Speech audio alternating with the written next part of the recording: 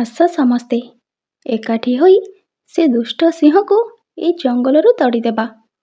ଏକୁଟିଆ ସିନା ପାରୁନି, ମାତ୍ର ଚାରି ଭାଇ ଏକାଠି ହେଲେ ସେ କ'ଣ ଆମକୁ ବଳାଇ ଯିବ? କଥାରେ ଅଛି ପରା, ଯୋଡ଼ାକୁ ଘୋଡ଼ା ସରି ନୁହେଁ। ଗାଁ ଗଣ୍ଡାଠାରୁ ବହୁତ ଦୂରରେ ବଡ଼ ଜଙ୍ଗଲଟିଏ ଥିଲା। ସେହି ଜଙ୍ଗଲରେ ସିଂହଟିଏ ବାସ କରୁଥିଲା। ସେ ଥିଲା ବଣ ରାଇଜର ରାଜା। ଜଙ୍ଗଲର ବାଘ, ଭାଲୁ, ହାତୀ, ଗଧ, ବିଲୁଆ ଆଉ ମିରିଗ ଯେତେକ ପଶୁ ସମସ୍ତେ ତାକୁ ମାନୁଥିଲେ। ସିଂହଟା ଭାରି ଦୟାଳୁ ଥିଲା। ସମସ୍ତଙ୍କର ହାନି ଲାଭ ଭଲ ମନ୍ଦ ସେ ବୁଝୁଥିଲା। ବିପଦ ବେଳେ ସେମାନଙ୍କୁ ସାହାଯ୍ୟ ମଧ୍ୟ କରୁଥିଲା। ବୟସ ବଢ଼ିବା ସଙ୍ଗେ ସଙ୍ଗେ ସିଂହଟା ଆସି ବୁଢ଼ା ହେଲା। ଦେହରୁ ବଳ ଖସିଲା। ତେଣୁ ସମସ୍ତଙ୍କ କଥା ଆଉ ସେ ଭଲ ଭାବରେ ବୁଝିପାରିଲା ନାହିଁ। ଭାବିଲା ନିଜର ଚାରି ପୁଅଙ୍କ ଭିତରୁ ଏଥର କାହାକୁ ହେଲେ ରାଜା କରିଦେବ। ବଡ଼ ପୁଅ ରାଜା ହୋଇ ପଶୁ ପକ୍ଷୀଙ୍କର ହାନି ଲାଭ କଥା ବୁଝୁ। ବୁଢ଼ାର ଏଇଆ ଇଚ୍ଛା। ହେଲେ ଅନ୍ୟ ପୁଅମାନେ ବାଦ ସାଧୁଛନ୍ତି। ରାଜା ହେବା ପାଇଁ ସମସ୍ତଙ୍କର ଇଚ୍ଛା। ସିଂହ ରାଜା ମହା ଅଡ଼ୁଆରେ ପଡ଼ିଲା। କାହାକୁ ଏବେ ରାଜା କରିବ ସେ କିଛି ଠିକ୍ କରିପାରିଲା ନାହିଁ। ଦିନେ କୁଆଡ଼ୁ ଗୋଟିଏ ଦୁଷ୍ଟ ସିଂହଟିଏ ଆସି ସେହି ରାଜ୍ୟରେ ପହଞ୍ଚିଲା। ସିଂହଟା ଭାରି ବଡ଼ ଆଉ ବଳୁଆ ମଧ୍ୟ। ତାକୁ ଦେଖି ସବୁ ପଶୁମାନେ ଭୟରେ ଛାନିଆ ହୋଇଗଲେ। ସେହି ଦୁଷ୍ଟ ସିଂହଟା କହିଲା, ମୁଁ ଆଜିଠାରୁ ଏଇ ଜଙ୍ଗଲର ରାଜା ହେଲି। ତୁମେମାନେ ମୋ ଆଦେଶ ମାନି ଚଳିବାକୁ ବାଧ୍ୟ। ଡରରେ ସବୁ ପଶୁ ଦୁଷ୍ଟ ସିଂହକୁ ରାଜା ବୋଲି ମାନିଲେ। ତାର ଆଦେଶ ପାଳନ କଲେ। ଏକଥା ଦେଖି ବୁଢ଼ା ସିଂହ ରାଜା ମନରେ ଭାରି ଦୁଃଖ ହେଲା। ରାତି ପାହିଲେ କେତେ ପଶୁ ଆସି ଗୁମ୍ଫା ନିକଟରେ ଗହଳି କରୁଥିଲେ। ଟିକିଏ ସାହାଯ୍ୟ ପାଇଁ ତାକୁ ଖାତିର କରୁଥିଲେ।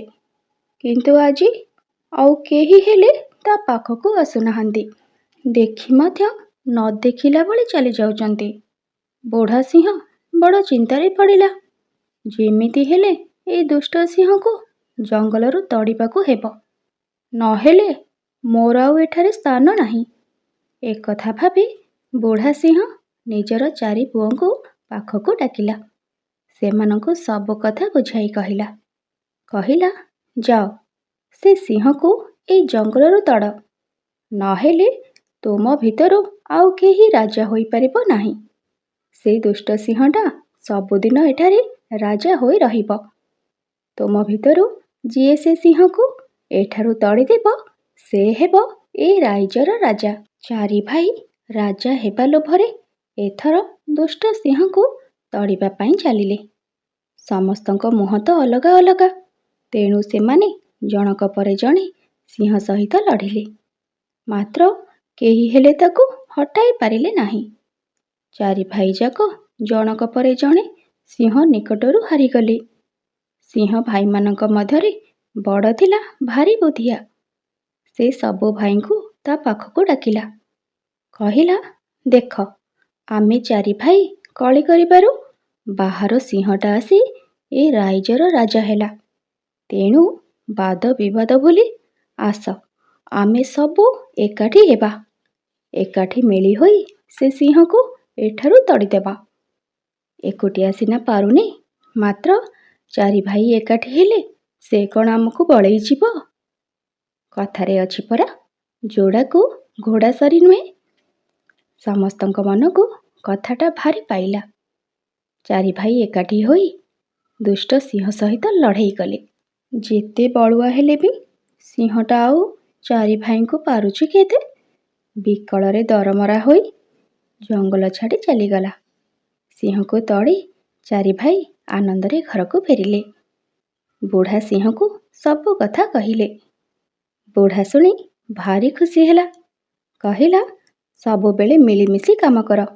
ଯେତେ ବିପଦ ଆସୁ ତୁମର କିଛି କ୍ଷତି କରିପାରିବ ନାହିଁ। ତୁମେ ଚାରି ଭାଇ ମିଳିତ ହୋଇ ସିଂହକୁ ଏଠାରୁ ତଡ଼ିଲ। ତେଣୁ ତୁମ ମଧ୍ୟରୁ କିଏ ଏ ଜଙ୍ଗଲର ରାଜା ହେବ ଏଥର ତୁମେମାନେ ଠିକ୍ କର। ବୁଢ଼ା ସିଂହ ପାଟିରୁ କଥା ନ ସରୁଣୁ ସାନ ତିନି ଭାଇ ଏକ ସ୍ୱରରେ କହିଲେ, ବଡ଼ ଭାଇ ଆମର ରାଜା ହେବେ। ବୁଢ଼ା ସିଂହ କହିଲା, କିନ୍ତୁ କାହିଁକି? ସମସ୍ତେ କହିଲେ, ବଡ଼ ଭାଇ ଆଜି ଆମ ସଭିଙ୍କୁ ଏକାଠି କରିଛନ୍ତି। ଫଳରେ ସମସ୍ତେ ମିଶି ଆମେ ସେହି ଦୁଷ୍ଟ ସିଂହକୁ ଜଙ୍ଗଲରୁ ତଡ଼ି ଦେଇ ପାରିଲୁ। ନହେଲେ ସେ ସିଂହଟା ତ ଏଇ ଜଙ୍ଗଲର ରାଜା ହୋଇ ରହିଥାନ୍ତା, ଆମକୁ ତାର ଗୋଲାମ କରିଥାନ୍ତା। ତେଣୁ ବଡ଼ ଭାଇ ଆମର ରାଜା ହେବେ, ଆଉ ଆମେ ସଭିଏଁ ଏକାଠି ରହି ତାଙ୍କୁ ସାହାଯ୍ୟ କରିବୁ। ପୁଅମାନଙ୍କଠାରୁ ଏଭଳି କଥା ଶୁଣି ସିଂହରାଜ ମନ ଖୋଲି ହସିଲା। ତେଣୁ କଥାରେ ଅଛି ପରା, ଏକତା ହିଁ ବଳ।